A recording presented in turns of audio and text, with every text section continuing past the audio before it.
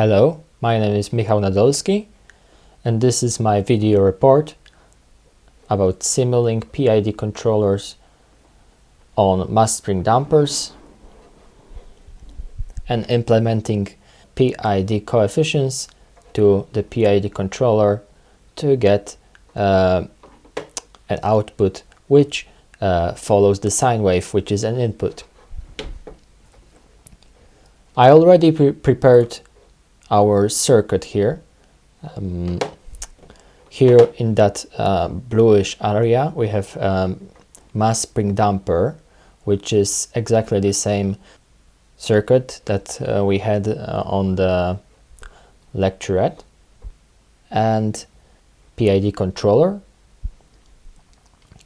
also a sum function here, and for now we have a step signal generator.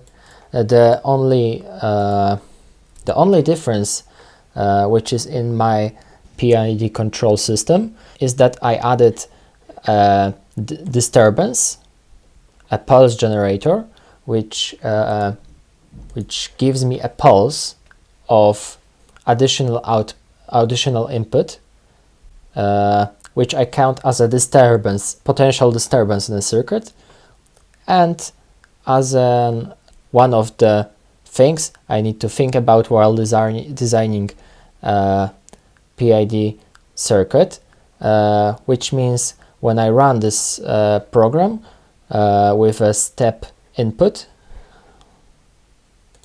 you can see on a sorry, the PID is way too okay. This is the original setup. We will start with it. As you can see, when we run the program, on the 20-second mark it adds a disturbance in our circuit. As you can see, the setup works maybe not particularly well, but it works when we have a step function. But let's erase it and add a sine function.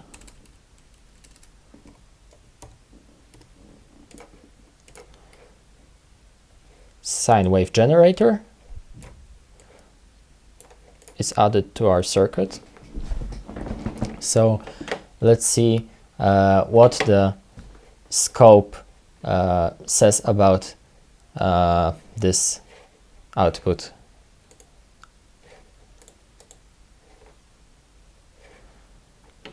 As you can see, it's not working really well. The output is really shifted on one phase after the input. It is a little bit sluggy. Error is also quite high. So we can work our way from here. Maybe we will set this amplitude to 0 for now, to not bother ourselves with it in the earlier stages, because we know that this disturbance will be important when we have large numbers on the PID coefficients. But on the small coefficients it doesn't really make such difference. So at first we will maybe add a derivative coefficient d here and set it as 1. When we will run the program, the scope says that I think it's better, really.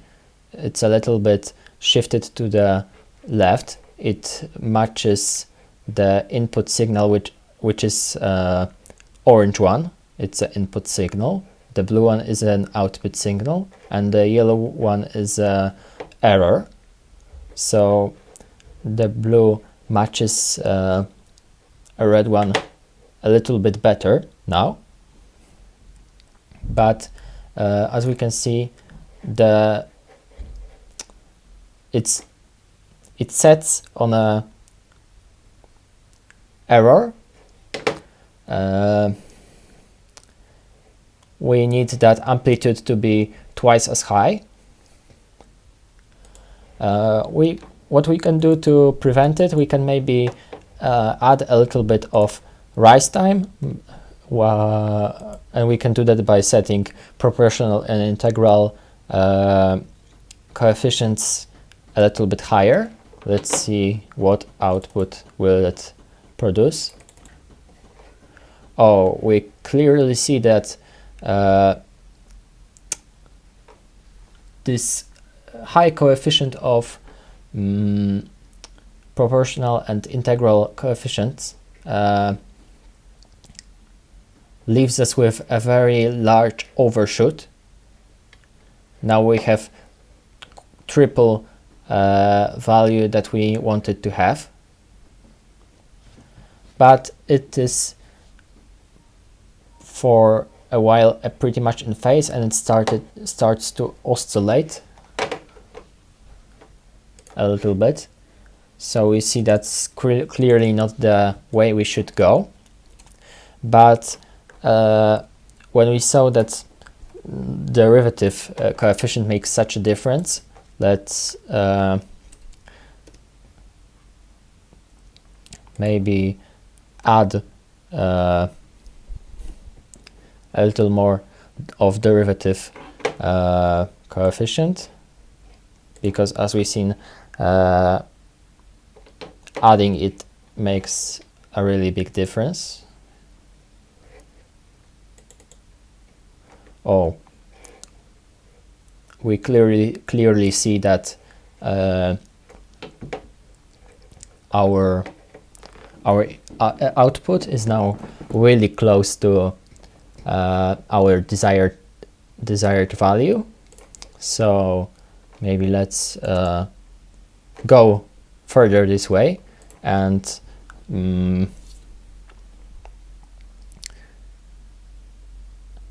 make the derivative coefficient higher.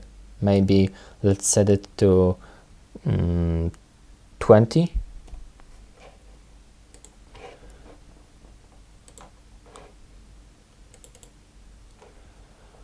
Oh, we can see that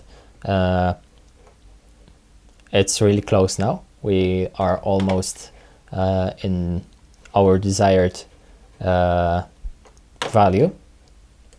So let's try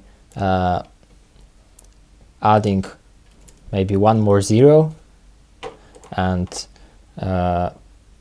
adding a little more integral and proportional coefficients.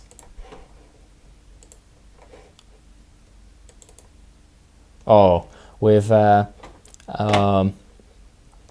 derivative coefficient set much higher, we clearly see that our error is almost non-existent. So I assume that when we add one more zero, it should be much better. Oh, sorry, I haven't run the program. Yes, now the error graph is almost linear, and the output and input are almost the same. So let's see if our disturbance will mess up with our setup, and will the output start to oscillate maybe, because when the coefficients are too high, it tends to oscillate. Oh, sorry.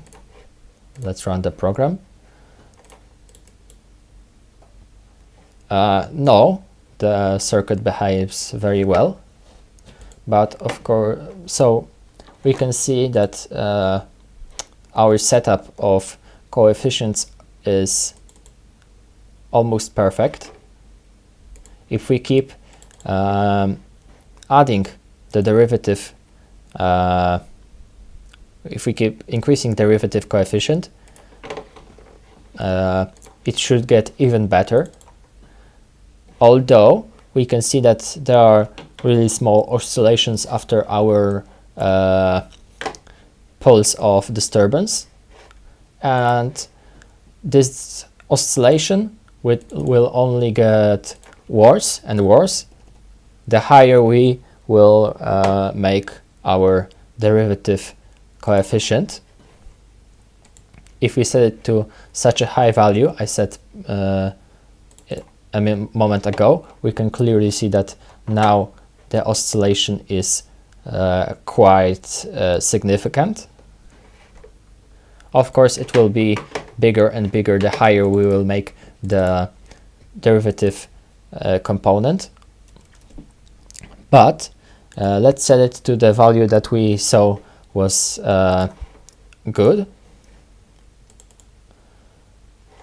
Or maybe we will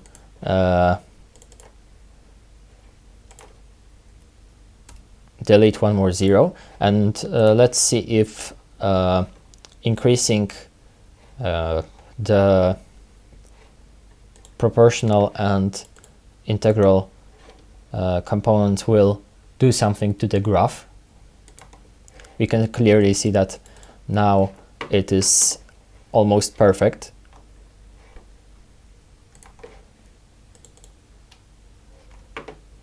Let's add 2 zeros for it to be to the scale of the derivative component.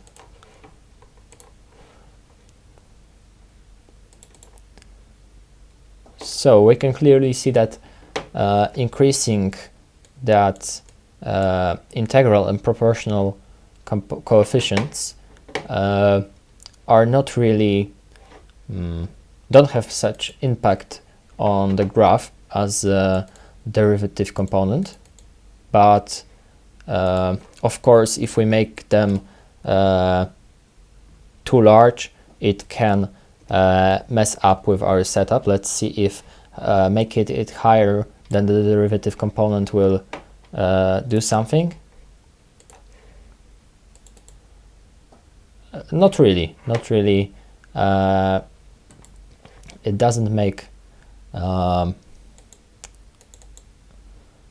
that big of a difference, although we know that the higher we will make those coefficients, the more likely it will be to for the circuit to get oscillating. So I think that the perfect setup for the Massspring damper, it would be the